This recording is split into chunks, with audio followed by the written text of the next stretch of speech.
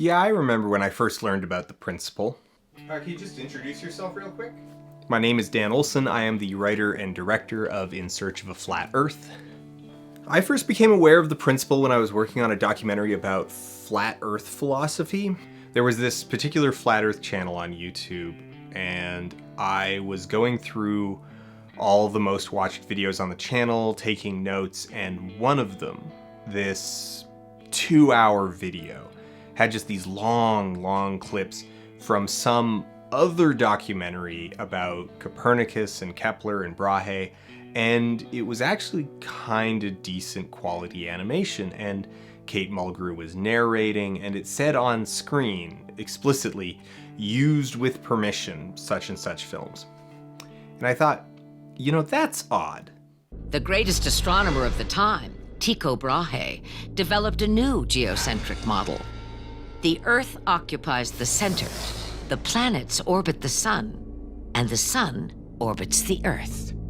YouTube culture being what it is, it's already unusual for anyone to actually ask permission, let alone on Flat Earth YouTube. So right away, that told me that something was up. Clearly, the people who made this first video, which was just an anti-science screed on a channel full of flat Earth, anti-vax, ancient alien stuff. Clearly all of these people were on the same wavelength. And that's weird. There's not usually a lot of crossover between random YouTube cranks and the kind of people who are able to get in touch with Kate Mulgrew's agent. So I prod a bit, and it turns out there's a whole buck wild story behind that. It had actually made a small splash when the film first came out in, I think it was 2014. This documentary about how Earth is the center of the universe and the sun orbits the Earth, and they tricked a bunch of astrophysicists into being in it, and Kate Mulgrew was narrating, and there's this whole story behind that. And I just knew that it was something that I might want to talk about. But then, as I was digging a bit deeper, I realized that the executive producer, Robert Sungenis, a man with a doctorate degree from a fake university, effectively interviewed himself in his own movie in order to make himself look like an expert. And it was just like, that's it. I have to talk about this now.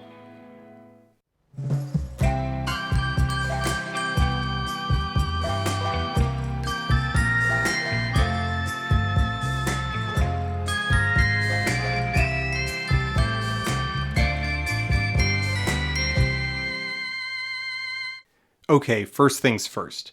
The Earth is not the center of the universe. I'm putting this at the front because I don't want to have to debunk every random-ass claim the filmmakers toss out as they come up. The folks who made this film are going to make a number of claims that are just wrong.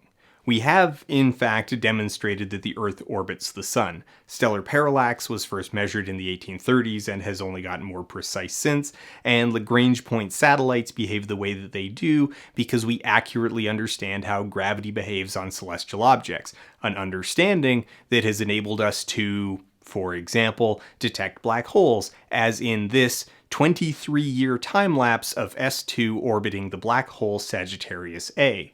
The central claim of the film is that the cosmic microwave background radiation indicates that the Earth is the center of a universal axis, which is just not actually true. They massage the data to make it look more significant than it really is, giving the misleading impression that it's a very precise axis that passes right through the Earth, but in reality it's a lot more vague than that. Bottom line, geocentrism as a model of the cosmos requires a universe where a series of incredibly consistent physical principles apply to everything else we can see except us. Now, that's exactly what they're trying to imply, but as with Flat Earth, this creates a cascade effect where successively more and more functional, predictive science needs to be discarded in order to make the claim work. You can't just redraw the orbits of the solar system, you need to claim that Earth is gravitationally exceptional, And if Earth is the fulcrum of the universe, then the stellar field needs to be moving at absurd speeds in order to orbit the Earth once every 24 hours, speeds that would be detectable and relativistic. And so you also need to discard relativity, and it all just causes a cascade. And again, that right there is exactly what they're claiming, that they found evidence that should cause us to toss out relativity and universal gravity and everything we've discovered based on those principles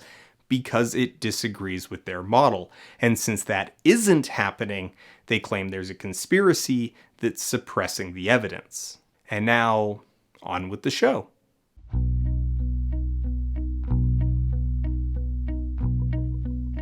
In the spring of 2014, a small media storm kicked up around the trailer for an upcoming documentary written by Rick Delano, directed by Catherine Thomas, and produced by Robert Sungenis. The trailer, narrated by Star Trek Voyager's Kate Mulgrew and featuring a number of high-profile physicists, including Lawrence Krauss, Max Tegmark, and Michio Kaku, seemed to be arguing against the heliocentric model of the solar system.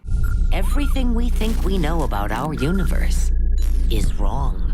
You can go on some websites of NASA and see that they've started to take down stuff that might hint to a geocentric universe. So they send up a satellite and they find out these temperature disturbances throughout the universe were all pointing to the Earth. This caught the attention of a bunch of entertainment industry publications, which led to several of the participants issuing public denunciations of their role in the film. Lawrence Krauss wrote an article for Slate titled, "I have no idea how I ended up in that stupid Geocentrism documentary. I have no recollection of being interviewed for such a film, and of course had I known of its premise, I would have refused. So either the producers used clips of me that were in the public domain, or they bought them from other production companies that I may have given some rights to distribute my interviews to, or they may have interviewed me under false pretenses, in which case I probably signed some release." Following Krauss's lead, Kate Mulgrew issued a short statement on Facebook. "I understand there has been some controversy about my participation in a documentary called The Principle. Let me assure everyone that I completely agree with the eminent physicist Lawrence Krauss, who was himself misrepresented in the film, and who has written a succinct rebuttal in Slate. I am not a geocentrist, nor am I in any way a proponent of geocentrism. More importantly, I do not subscribe to anything Robert Sungenis has written regarding science and history, and had I known of his involvement, would most certainly have avoided this documentary. I was a voice for hire, and a misinformed one at that. I apologize for any confusion that my voice on this trailer may have caused." The producers fired back against these by posting a YouTube video hosted by writer-producer Rick Delano titled "Thought Crime, the Conspiracy to Stop the Principle," which, Jesus Christ. Thought crime, conspiracy, I think that alone gives you a pretty good snapshot of where these folks are at. In this video that implies they are the target of a conspiracy, they provide what they consider to be discrediting evidence against Krauss and Mulgrew, and explicitly state that it's not about geocentrism, it's about cosmology. I checked the film thousands and thousands and thousands of times, and there's just nothing about the Jews in the film. It just isn't. It's a film about cosmology. It's a film about the Copernican principle. This is a sentiment he has expressed repeatedly. In an interview with Colin Lesher at Popular Science, "The film is not about geocentrism," Delano told me flatly. "Rather, it's about the Copernican principle, Copernicus's idea that the Earth doesn't occupy a cosmically special place in the universe." Okay, first of all, those aren't mutually exclusive. Those are nested subjects. Second, is the movie geocentric? Sort of? Rick's wishy-washy, "it's not about geocentrism, it's about cosmology," is actually pretty accurate to the finished movie in that the film shares that wishy-washy attitude. The film itself is a lot more non-committal than the trailer implies, being mostly composed of implication and innuendo rather than offering any actual claims. So what I take away from this is we simply always need to keep an open mind and listen to all viewpoints and let Mother Nature be the one who gets the final word. There's always a revolution coming in science because science is necessarily provisional. It cannot make a final statement because it doesn't know everything. It cannot examine what's going on at the four corners of the universe. As to how many angels dance on the head of a pin, I think it's still an open question. I can tell you what the future might be, but it could be something different. There's not a lot to really sum up about the documentary itself. The A plot is mostly interviews with a mix of scientists and crackpot religious zealots, while the B plot is a reasonably accurate animated summary of the development of the solar model from prehistory to Albert Einstein, just with the occasional curiosity of how something is framed that tosses up the odd red flag here and there. This is the beginning of faith and the beginning of science. In the beginning, they're both the same thing. And that's kind of the crux of it. There's no screamingly absurd claims. This isn't Masaru Emoto claiming you can grant water healing properties by exposing it to positive thoughts. だから文字を水に見せてみよう。そしたら水はそれすらもね、その振動すらも感じて。Even when the film gets into theology, it does so in a really tepid, vague way, talking mostly about faith in the abstract. Ever since the trial of Galileo, there has often been tension, if not outright conflict, between faith and science. Remarkably, the Copernican principle seems to be the ground upon which faith and science are again, at long last, approaching one another. As a whole, the principle is an adept example of a classic form of bad faith debate, which is the school of just asking questions. It's a form of debate where you advance your ideological agenda entirely in the form of questions, in order to take the role of a non-committed bystander who doesn't believe anything and has no opinions, but has a lot of concerns. This approach becomes fairly obvious when you listen to the way that Sungenis and Delano and Thomas defend the film, focusing mostly on a narrative that the principle is exploring possibilities, and the particular idea that the preemptive critics of the film were misled by the film's trailer. Okay, so... They did see the trailer, and I think all these conclusions are being made. Yeah, that's true. They're basing it off the trailer. But when you actually watch the film, people come back and go, that's not what was in the news. Of course, that's all deliberate. The trailer is intentionally provocative. Like, I can't really think of a clearer example of bad faith whinging than this. And the trailer, of course, is a trailer. It's designed to stir up controversy. Well, of course it is. Sure and, it is. you know, we just assumed that we'd get the same treatment as everybody else, which is a foolish assumption. Yeah. Rick, you made the trailer. It's your trailer for your movie. You don't get to complain that the trailer misled people when you're the person who made the trailer. But this does create a really entertaining contrast between the movie itself and all the paratextual things that the creators put out. So on one hand, the director, Catherine Thomas, claims that the movie is a really even-handed examination of some cutting-edge science, where everyone gets an equal say and it's left to the audience to draw their own conclusions. Right. And another thing about it was making sure that it was balanced, which of course, you know, the controversy came out saying that it wasn't, but it's truly, you know, I even said when I did this, I said, hey, listen, if we're going to make a film that's one-sided, I don't want to be involved. But if we're going to let everybody have a seat at the table and then let, you know, the audience figure out what they want to do, then I'm all in. And so that's what you did so beautifully. And on the other hand, you have the second trailer for the film. Science has found evidence that Earth is the center of the universe. Science has found evidence that God exists. So why do they tell us we are insignificant? Not to mention, you know, Robert Sungenis, the executive producer who has continued to be heavily involved in the promotion of the film for years following its release, including writing numerous commentary articles for the official website, theprincipalmovie.com, wrote an entire book promoting geocentrism called Galileo Was Wrong, the Church Was Right. Now, you might be wondering if maybe that's also just some provocative marketing.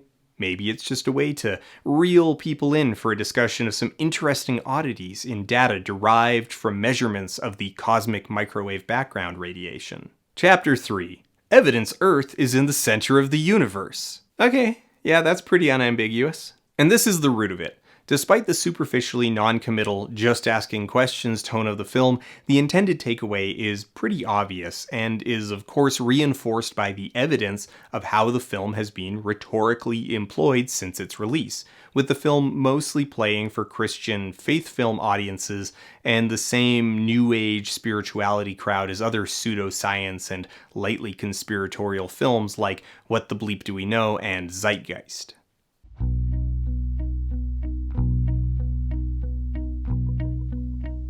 Before we go on, let's talk for a bit about the folks behind it all, because to really understand what the principle is saying, we need to understand the worldview that it comes from. So, two people we've already partly introduced, writer-producer Rick Delano and director-editor Catherine Thomas.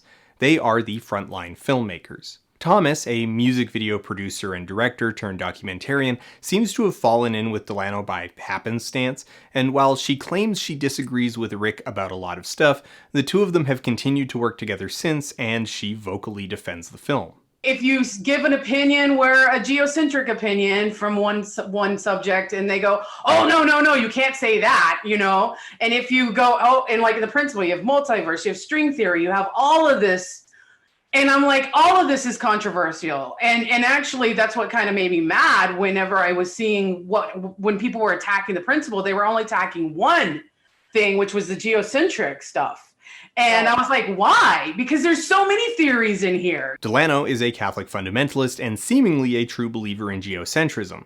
For years prior to the production of the principle, Rick maintained a personal blog titled Magisterial Fundies. From the October 2011 launch post of that blog, Magisterial Fundies, The Soft Opening, Rick states, "The Catholic Church has, by the sovereign decision of God Almighty, been granted a charism to teach the truth concerning faith and morals infallibly. I expect to examine precisely those anomalous, unusual cases where magisterial teaching has either been abandoned or qualified by subsequent lower-level teaching. Critical areas will include 1. The question of whether the Jews enjoy a separate covenant for salvation.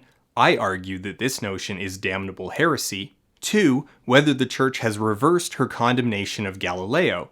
I argue she hasn't, and I further argue that the utterly astounding new observations from SDSS and WMAP suggest that this is an extraordinarily powerful instance where the protection of the Church's teaching on geocentrism is being validated before our eyes by science itself 400 years after the fact."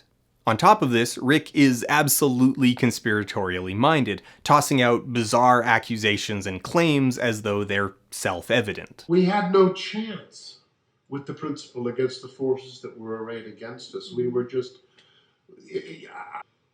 we were targeted for destruction and absolute. I mean, we had the highest grossing single screen opening in America the weekend that we opened it. And they wouldn't even hold us over in the theater because we were the subject of a boycott by a political organization. Executive producer Robert Sungenis has a doctorate in religious studies from Calamus International University, with the hitch being that Calamus International University is a defunct, unaccredited distance learning outfit that was registered in the Republic of Vanuatu, but consisted entirely of a P.O. box and a secretary service in London. His doctoral work in religious studies was overseen mainly by two people. By a physicist, Robert Bennett, who is also the co-author of Sungenis's book Galileo Was Wrong and is in The Principle, and Dr. Morris Berg. Now, Berg's an interesting guy. Dr. Berg has a Bachelor of Science in Psychology from the University of East London, and then PhD and DCH degrees in hypnotherapy from, quote, overseas universities. He's also an accredited past life healer, registered metaphysician, and an energy EFT master practitioner certified by the Guild of Energists. Okay, so let's just have a look at the modern energy chart. This is a pictorial representation of a pattern that exists at least, and I mean at least, in all social mammals. The Guild of Energists are one of those kind of really predictable self-help systems that takes a couple reasonable ideas like happiness is good and maps it onto a truly bonkers series of metaphysics, and once you scratch the surface, you realize it's just The Secret or Prosperity Gospel or the Power of Positive Thinking, including the same dangerous core belief that good people are successful, therefore successful people are good. And of course, it gets a little bit culty when you get into the parts where the founder, Sylvia Hartman, starts talking about coming out of the energy closet. This is just completely not surprising at all. It's crank magnetism.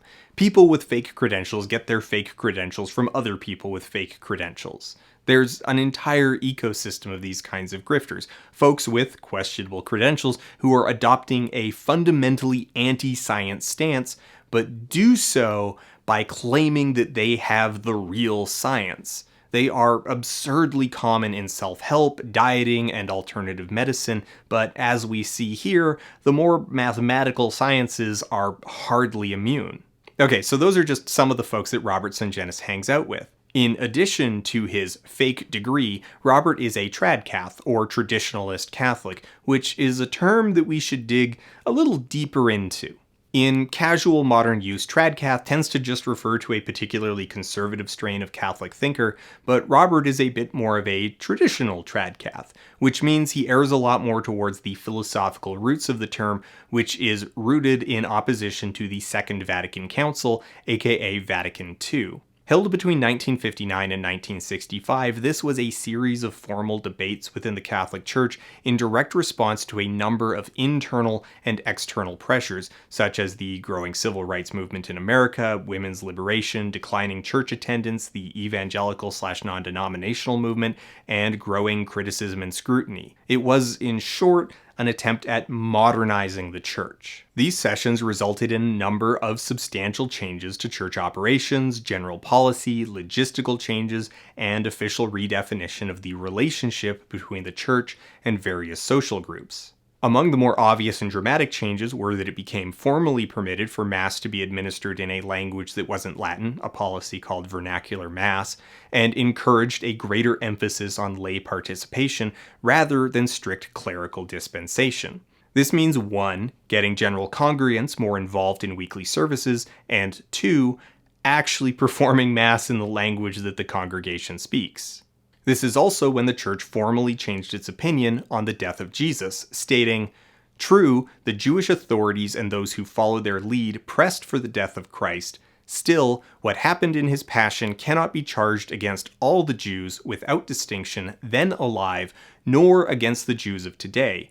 Although the church is the new people of God, the Jews should not be presented as rejected or accursed by God." So they no longer held all Jews categorically responsible for the death of Jesus, which they previously had for hundreds and hundreds and hundreds of years.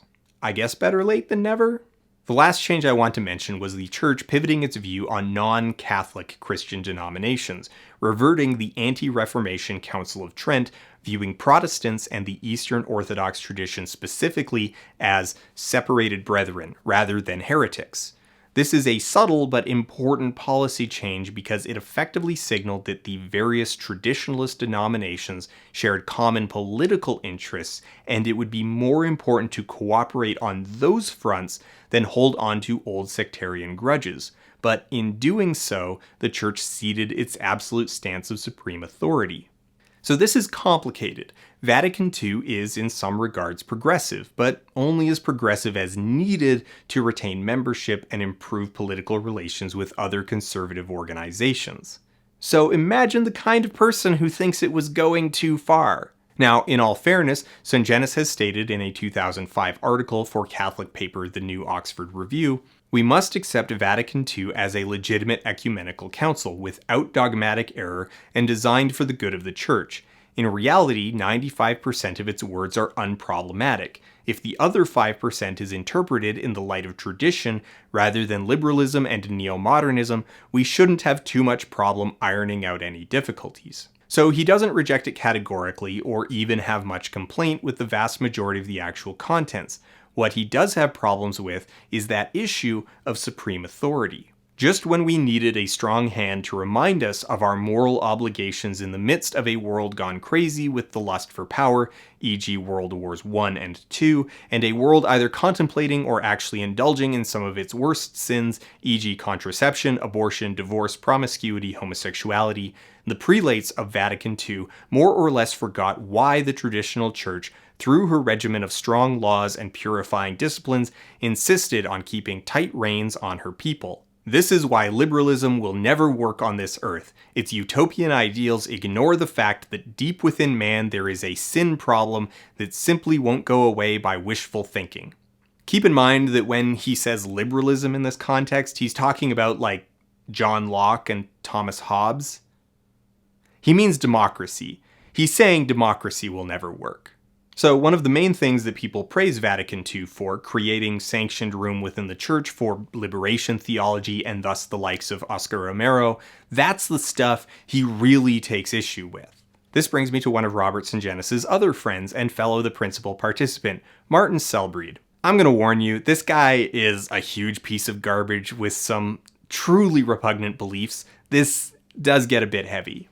This is Martin Selbreed, a geocentrist and theologian. He has advocated for a geocentric model for years, both within fundamentalist Christian circles as a companion to creationism and externally in debates with the actual scientific community.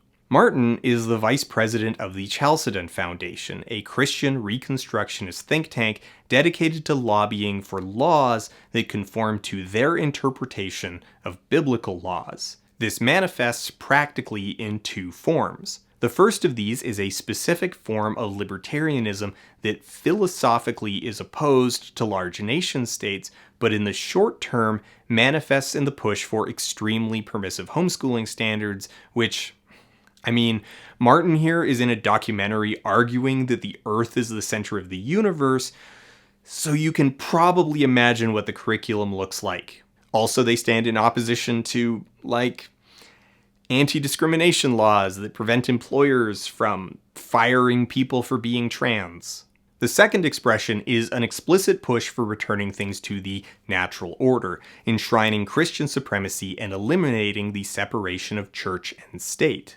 Now, a number of people have posited that this extreme position means the Chalcedon Foundation supports policies like the death penalty as a punishment for homosexuality, and indeed, the Southern Poverty Law Center lists the Chalcedon Foundation as a hate group for exactly that reason. In response to these accusations, the Chalcedon Foundation plays a little rhetorical game where they deflect by repeatedly saying they support biblical law. It's a way of pretending to deny something without denying it, but it's also a way of confirming something without having to actually say it out loud. Selbreed, in a 2007 article titled Answering Tough Questions About Christian Reconstruction, frames it like this.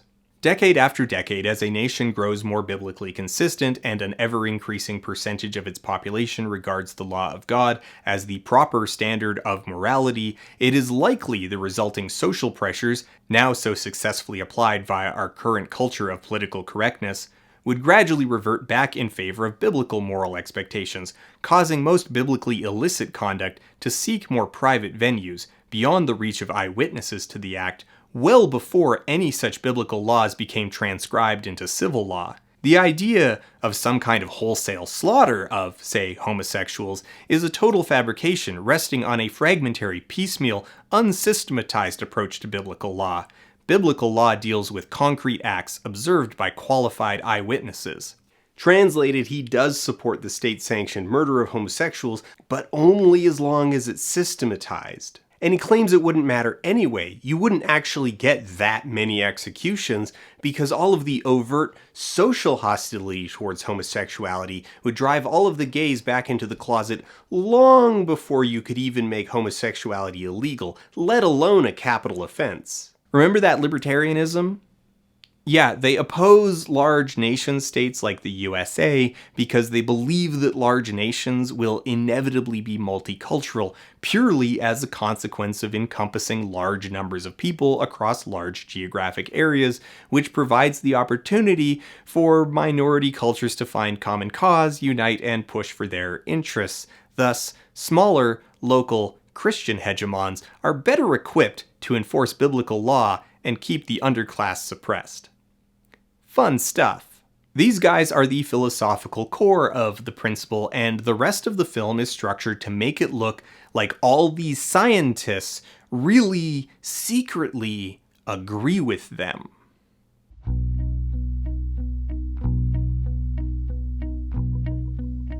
Can I just say that this setup for Lawrence Krauss's interview with this green edge light, that it's hideous? I get the intent, but it looks gross, and no one else is lit like that. Anyway, one of the reasons why I wanted to talk about the principle is because the film itself isn't entirely incompetent. It's a pretty good example of how the narrative language of documentary can be utilized rhetorically, because the entire foundation of the film is to make a discredited idea seem not just plausible, but supported. And to do that, you need to launder a few things. So this is how you scrub the ideas. You don't say, we're making a movie proving that the Earth is the center of the universe. You say, we're making a movie about changes in our understanding of the Copernican principle, or we're making a movie about the history and future of cosmology. There's just nothing about the Jews in the film. It just isn't. It's a film about cosmology. It's a film about the Copernican principle.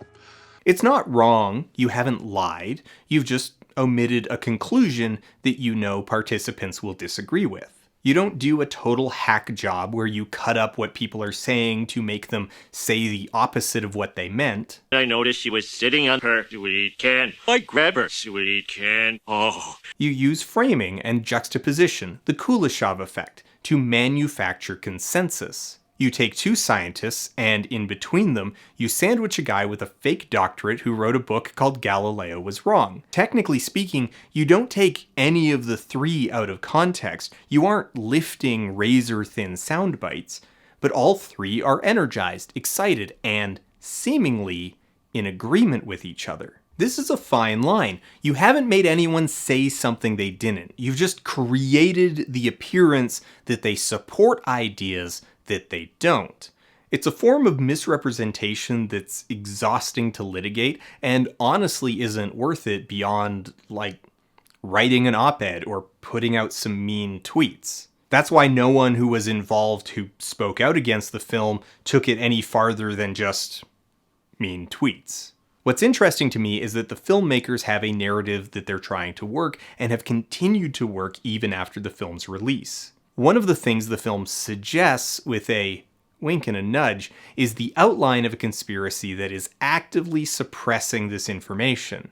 All I have to do to shut up geocentrists is to run this experiment up on the moon and see what's going to happen. And all of physics collapses with that experiment. I think there's a reason not to put the experiment on the moon. Albert Einstein himself said that if Michelson-Morley is wrong, then relativity is wrong. It implies that all these scientists really do agree that the prevailing evidence suggests a geocentric world, but they can't speak plainly about it because they would be ostracized from the scientific community, lose their jobs, lose access to grant money, and generally throw a huge wrench into their own lives. If one day God comes down from above and says, look, these two great theories, relativity and the quantum theory, are wrong, what would I say? First of all, I would say, oh my God, all my published works are wrong. I mean, I'll have to look for another job. This also lets the filmmakers frame themselves as doing the interviewees a favor by leaving it as innuendo, and that in turn builds a sense of intrigue, that this is a view that's so taboo, we dare not even say its name. Yeah. We've clearly touched a nerve. We're clearly questioning something that some very powerful people are uncomfortable having questioned. Well, that's absolutely the case. Also, can we talk for a moment about the absurdity of a bunch of Catholics claiming that their cosmological model is being suppressed by some nebulous group? So after the trailer for the film comes out, a number of the participants issue statements basically saying they had no idea what the scope of the project was. They were presented out of context. They don't remember being interviewed for a pro-geocentric documentary. The filmmakers counter by posting a response video to YouTube, and this is where they continue that little sleight of hand trick from earlier. In the response video, they include extended clips of some interviews, some behind-the-scenes footage, and a copy of Krauss's image release form. Lawrence Krauss signed a release form. Here it is. Yeah, There's been let's roll the release form. 1,500 news articles saying that it doesn't exist yet. That last one is a real trick. In presenting the image release forms, they're submitting evidence for one thing and implying it's evidence of another. See, the signed release does prove that Krauss signed a release with Stellar Motion Pictures Incorporated, but it doesn't prove that the interviewers were forthright with the underlying motives of the production.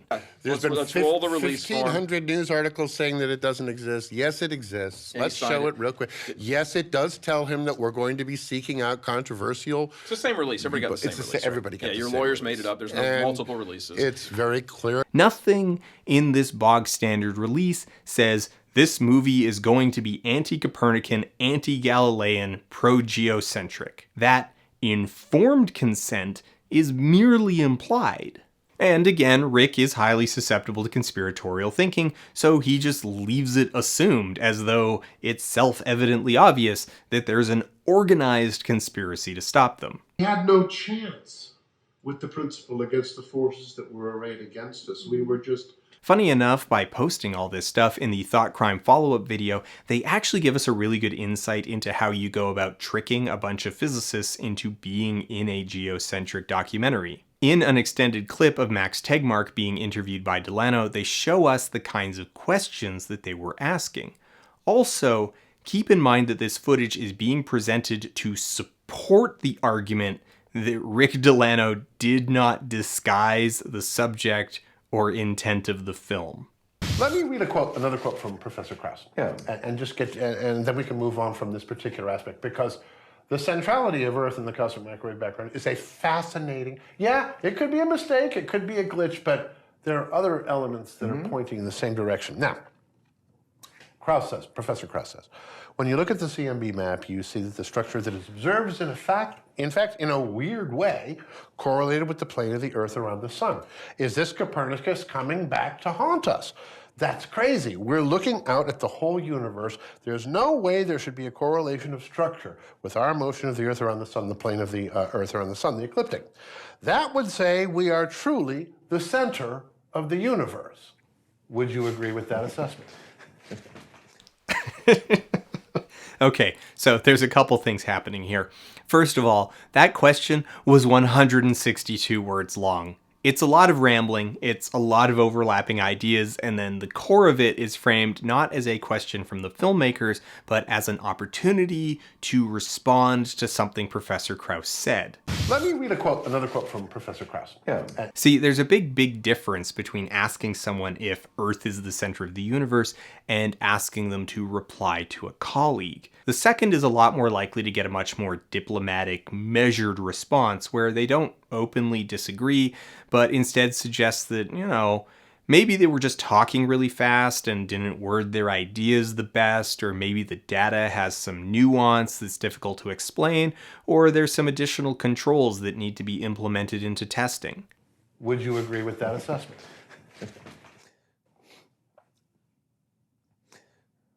I don't think that this is telling us that Earth is in any way the center of the universe. And that kind of overly cautious response is how you get the kind of replies that you can use to construct consensus. And if you just give a listen, I think it'll make it quite clear that we were very upfront about what we were talking about. Documentary operates off the assumption of good faith. We go into a documentary willing to believe that the filmmakers are communicating, at the very least, the essence of the truth. A lot of these editing techniques, or even just techniques in general, are really conventional. Like juxtaposing several speakers in sequence, it's a very normal way to communicate consensus, and it's not misleading if the three people agreeing with each other actually agree with each other. It's not bad form to ask participants to respond to statements made by other participants. It's a very normal thing to do as you're building the narrative of the documentary, and is a very normal way to go about getting clear, focused answers when illustrating disagreements on a subject. In that regard, the principle is an excellent cautionary tale, a reminder to always keep in the back of your head that a documentary will never be the entire story.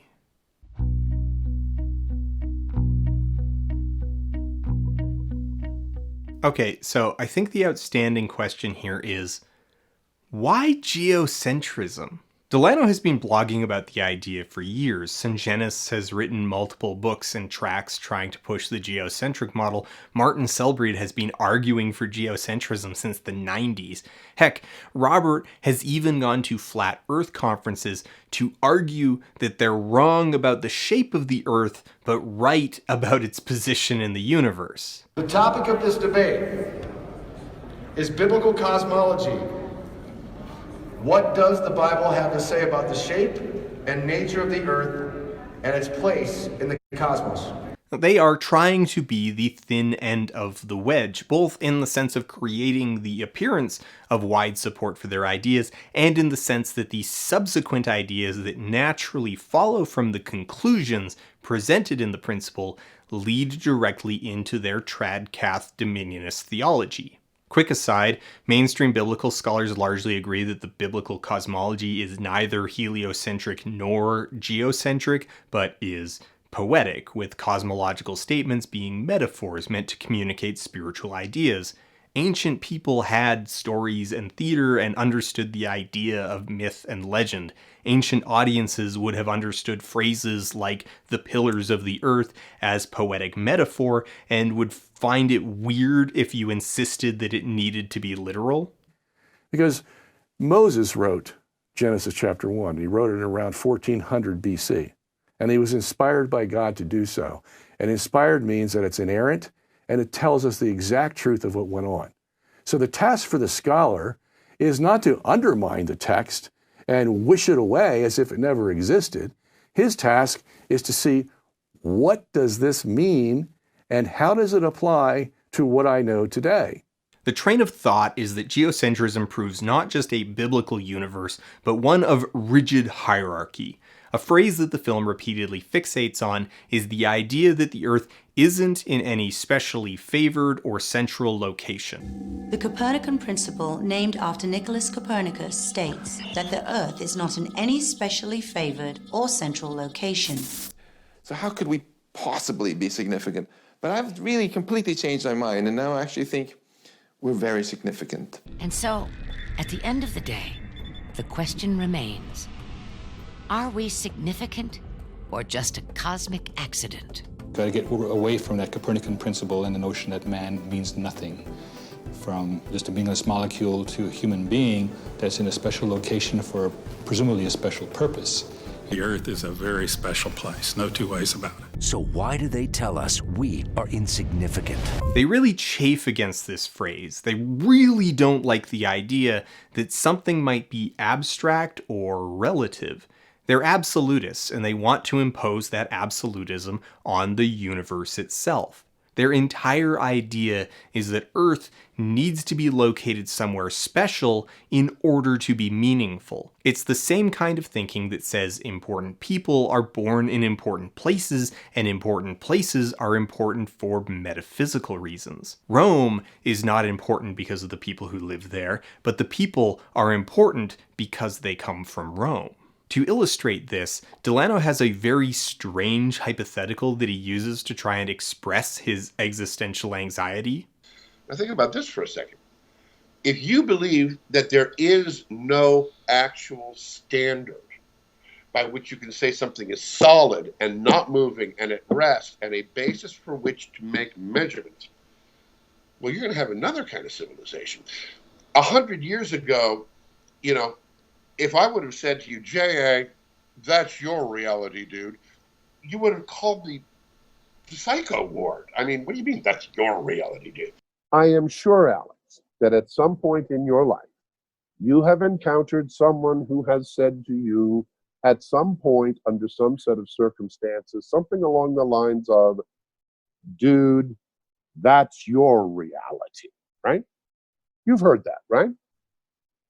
Yeah, but you're not getting to the point of what I'm talking about. This is a man who seems to fully believe that the existence of multiple universes would lead to a total breakdown in society, as nothing would be knowable, and thus you would no longer be able to hold anyone to account for anything they did, because, like, what is anything, man? Of course, this is all ultimately just cultural. Delanos and Genis and Selbreed are terrified of the other. They believe that they are of a superior type of person and are rightfully owed a dominion over sinners, degenerates, and lesser people.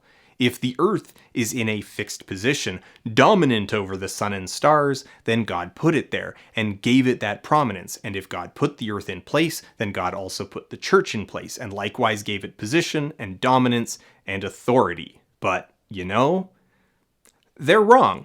They're a bunch of dumbasses with fake degrees they bought from their hypnotherapist friends.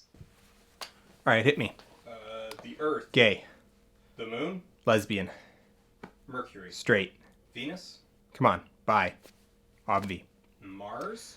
Also bi, but almost exclusively dates men. Jupiter. Asked, he'll say straight, but he also sleeps with everything, and I mean, I think it's important that we give people space. The Galilean moons. Pan-polycule, except Callisto, who is monogamous with Ganymede. Saturn. Straight, but a huge ally ever since Titan came out of the closet. Neptune. Straight trans man, married to the sea. Uranus. So ace that she doesn't understand the question and wishes everyone would just stop asking.